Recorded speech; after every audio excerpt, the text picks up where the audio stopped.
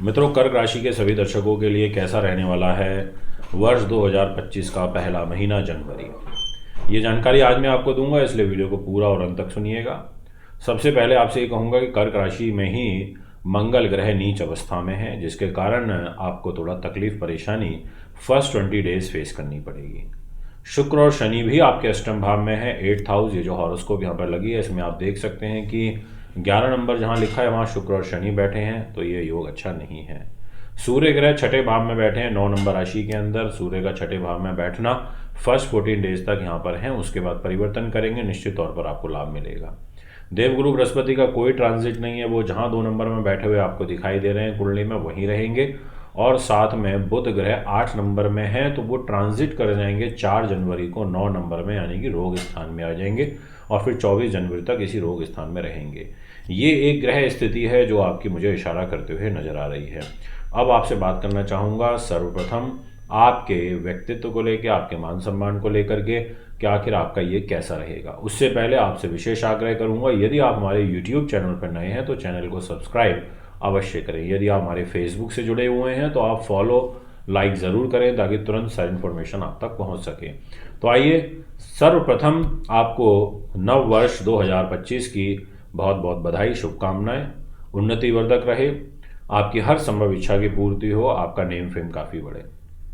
बात करना चाहूँगा आपके मान सम्मान के दृष्टिकोण से जो फर्स्ट 20 डेज हैं वो मुझे उतने उचित नहीं नज़र आ रहे। कुछ ना कुछ तकलीफ, बाधा, कष्ट, परेशानी बनी रहेगी, जिसके कारण दिक्कत आएगी। मंगल का नीच होना अच्छा नहीं होता। आपको बहुत पेशेंसली वर्क करना है, क्रोध से बिल्कुल बच के चलना होगा आपको, अन्यथा आप कहेंगे कि गुरुदेव हम तो परेशान हो गए। आप बहुत जल्दी चीज़ों पर रिस्पॉन्स करने लगेंगे, गुस्सा करने लगेंगे, ऐसा आपकी ग्रह स्थिति कहती है। तो यहाँ मैं आपसे यही कहना चाहूँगा कि मंगल जो अमंगलकारी एक कहावत आपने सुनी होगी कि मंगल कराए दंगल, तो यहाँ पर निश्चित तौर पर फर्स्ट 20 डेज आपको ध्यान रखना है। कैरियर की भी बात कर लेते हैं क्योंकि बिना कैरियर के तो कुछ है नहीं, और हर व्यक्ति यही जानना चाहता है कि मुझे ज़रूर बताया जाए कि मेरा कैरियर कैसा रहेगा, और आपको ये पता चल जाए या आपकी वर्ष की शुरुआत का पहला महीना बहुत अच्छा व्यतीत हो, तो एक स्वतः एक कॉन्फिडेंस डेवलप होता है कि चलो हमारा पहला महीना अच्छा है, आगे भी अच्छा जाएगा, हम बहुत अच्छी से मेहनत करते हैं। तो यहाँ पर मैं कह सकता हूँ कि आपके लिए चैलेंजिंग सिचुएशन मुझे नज़र आ रही है, स्पेशली फर्स्ट 20 डेज तक। और विशेषतः वो लोग जो इलेक्ट्रिकल इलेक्ट्रॉनिक्स से रिलेटेड कार्य कर रहे हैं, ईंट भट्टों के काम कारोबारी हैं, मंगल प्रधान कार्य करते हैं, सेना में है, पुलिस में है, बेल्ट की नौकरी करते हैं, या फिर कोई आप का ऐसा काम है जिसमें आपका लेबर वर्क बहुत ज़्यादा होता है, अग्नि तत्व प्रधान कार्य आप ज़्यादा करते हैं, आप डॉक्टर हैं, आप सर्जन हैं, आपको बहुत ध्यान रखना होगा, आप अस्त्र शस्त्र का कार्य करते हैं, आपकी शस्त्र बनाने की कोई फैक्ट्री है, मैन्युफैक्चरिंग यूनिट है, या आपके ऊपर क्रिमिनल केसेस, फौजदारी मुकदमे, इससे आप जुड़े हुए हैं, आप स्पोर्ट्स से जुड़े हुए हैं, तो इस फील्ड में हैं, तो आपको थोड़ा सा सावधान रह के कार्य करने की ज़रूरत है। जितने भी पुलिस वाले हैं और उनको भी थोड़ा सा ध्यान रखना होगा फर्स्ट 20 डेज तक, क्योंकि पुलिस की नौकरी मंगल से रूल्ड होती है और मंगल अभी कर्क राशि के लिए नीच स्थिति में है कैरियर के लॉर्ड होकर के। निश्चित तौर पर थोड़ा सा रिलीफ तो मिलेगा, बट थोड़ा इसलिए वर्ड यूज़ किया मैंने क्योंकि 21 तारीख को मंगल इस 4 नंबर से निकल जाएंगे जो कुंडली में आपको दिखाई दे रहा है, यहाँ से निकल के 3 नंबर में आ जाएंगे। जब 3 नंबर में आएंगे तो देखिए ऐसा होता है कि एक खर्च के घर में आएंगे, व्यय स्थान में आएंगे, मंगलिक दोष बनाएंगे, तो मंगलिक दोष के कारण भी यहाँ पर दिक्कतें आती हैं, कोई दंड लग जाता है, अनायास व्यर्थ के खर्चे ज़्यादा बढ़ते हैं। पर ये 12वें भाव में होंगे, मिथुन राशि के अंदर होंगे, बुध की राशि के अंदर होंगे, तो आपके गले को खराब करेंगे, तो एक गले से संबंधित आपको थोड़ी तकलीफ यहाँ पर बढ़ सकती है, ध्यान रखिएगा। और साथ में आपको पिंडलियों से और पैरों से संबंधित कष्ट भी आ सकता है।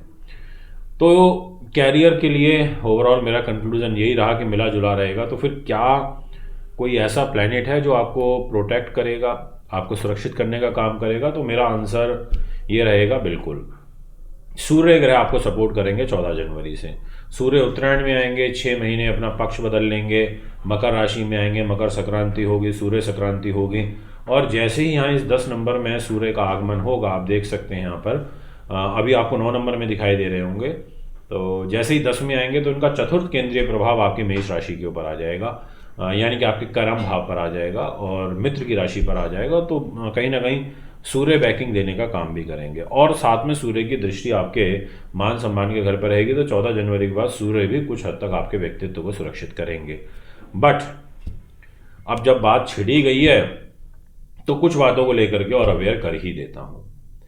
वैसे तो मुझे फाइनेंस पे जाना था या हेल्थ पे जाना था, पर अब मैं डायरेक्ट मैरिज लाइफ के घर में जाऊंगा, क्योंकि मैंने सूर्य से रिलेटेड बात करी कि आपका यहाँ 10 नंबर में सूर्य आएगा 14 जनवरी को, तो मैरिज का भी घर है, मैरिज लाइफ डिस्टर्ब होगी। जी हाँ, और विशेष रूप से 14 जनवरी से लेके और 20 जनवरी के बीच में इस टाइम पीरियड में आपको काफ़ी ज़्यादा केयरफुली काम करने की ज़रूरत है।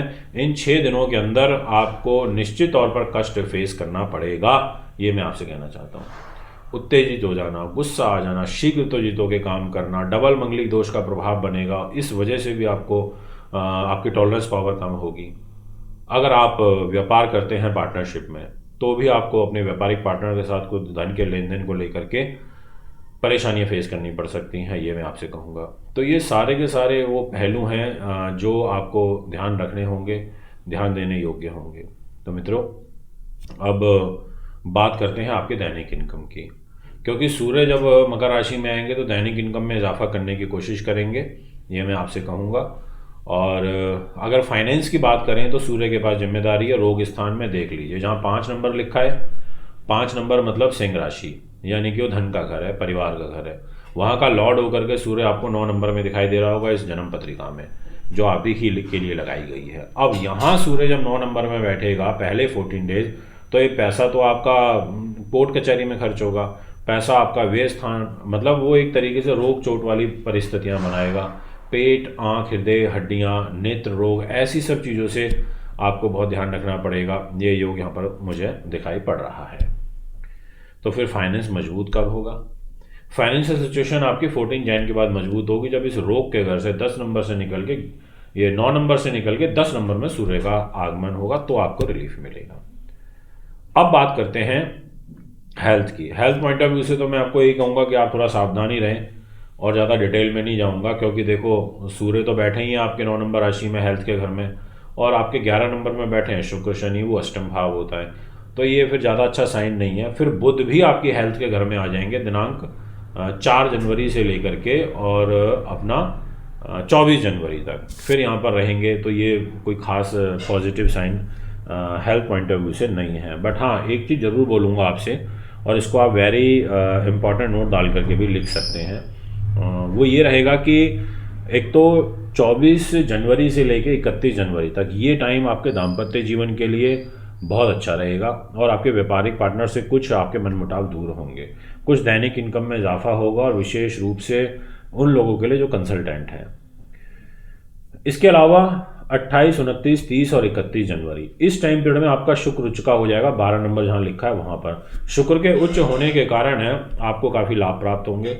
शुक्र उच्च होगा तो एक तरीके से वो आपकी प्रॉफिट की सिचुएशन को मजबूत करेगा, आपके सुख साधन, प्रॉपर्टी, वाहन, ज़मीन जायदाद के घर को मजबूत करेगा, जो कि एक अच्छा साइन है। तो ये जो फैक्टर हैं ये आपके लिए इस तरीके से एप्लीकेबल होते हुए नज़र आ रहे हैं। तो दोस्तों, अब बात करते हैं आपसे कुछ और महत्वपूर्ण पहलुओं के बारे में, जैसे एजुकेशन पॉइंट ऑफ व्यू से मैं ये कहूँगा कि ग्रह स्थिति ठीक नहीं है, आप को मतलब उतना रिजल्ट नहीं मिल पाएगा जो आपकी एक्सपेक्टेशंस थी, आपका कंसंट्रेशन डिस्टर्ब होगा, क्योंकि आपके एजुकेशन का लॉर्ड ही मंगल नीच का है।